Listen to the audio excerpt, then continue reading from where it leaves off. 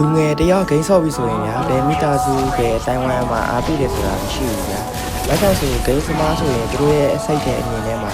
ဒီလူဟာအချိန်ကုန်နေတာပါဂိမ်းနဲ့ပဲအချိန်ကုန်တာပါ။နောက်ပြီးတော့ဂိမ်းနဲ့ကိုပတ်စံရထည့်ပြီးဆက်ဖြုံးနေတာပါလို့ပဲလူအများစုကတော့မြင်ကြတယ်ဗျာ။တကယ်တော့ကျွန်တော်တို့ဂိမ်းဆော့ရဆိုတာကကျွန်တော်တို့အလုံးလုံးခဲ့တဲ့နေရာမှာစိတ်ပင်ပန်းရရရှိမယ်။ပြင်ပလောကမှာစိတ်ရှုပ်စရာရှိနေဗျာ။အဲ့ဒီຢာတွေပေါ်မှာကျွန်တော်တို့စိတ်ထွက်ပေါက်တစ်ခုဖြစ်ဖို့အတွက်ဒါဂိမ်းဆော့ရမှာဗျာ။အခုလိုပြောလိုက်ရင်လည်းကျွန်တော်ကဂိမ်းနဲ့နံပါတ်1ဂိမ်းကအရာလို့ကျွန်တော်ကပြောချင်တာမဟုတ်ဘူးဗျာ။သူ့နေရာနဲ့သူပေါ့ဗျာ။ဂိမ်းဆော့ချိန်မှာဆော့မယ်ကျွန်တော်တို့အလုံးလုံးချိန်မှာလုံးလုံးမယ်ဗျာ။အဲ့လိုသူအကန့်အကန့်နဲ့ပြောလိုက်လို့ဆိုရင်ကျွန်တော်တို့ဂိမ်းဆော့တာကောင်းတဲ့ချက်တွေအများကြီးတော့ရှိရဗျာ။တော့ပထမဆုံးဂိမ်းဆော့တာဗျာ။ကျွန်တော်တို့ဉာဏ်ရည်ဖွံ့ဖြိုးနိုင်တယ်ဗျာ။ကိုယ့်ရဲ့အိမ်ကိုယ့်ရဲ့ခံမှန်နေပြီးတော့ဂိမ်းဆော့တာဗျာ။ကျွန်တော်တို့အပြင်မှာဆိုက်သွားနေတဲ့လူတွေဆိုင်တော့ကျွန်တော်တို့အန်ရည်ကျင်းနေဗျာ။နောက်ပြီးတော့ဂိမ်းဆော့ပြီးပတ်ကုန်တယ်ဆိုတာကတော့ဗျာ။ကိုထဲမှာကုန်တယ်ဗျာပတ်စံကဂိမ်း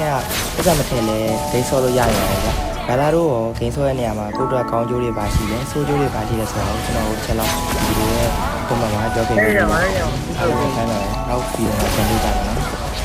我家学姐。